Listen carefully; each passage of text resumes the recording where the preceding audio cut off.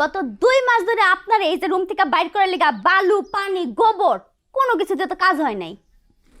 আজকে না একদম আসল জিনিস আনছি। ওই কোন জিনিস দিয়া কইলাম আমার ঘর থেকে বের করতে পারবি না, ঠিক আছে? এই বকুলের যেদিনকে ইচ্ছে হইব না ওই দিনকে বকুল দরজা খুলে ঘর থেকে বেরিয়ে যাবো। তুই এখান থেকে যা কইলাম।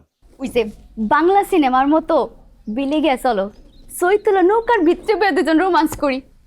আছে না একটা ব্যাপার ওই যে এই তোর মাথায় তো দেখি ওই যে কাঠ পিসের আমলে সিনেমা ছিল না, তার তো খারাপ বুদ্ধি খারাপ চিন্তা ভাবনা ঘুরতেছে। তুই তো আস ভালো কথা।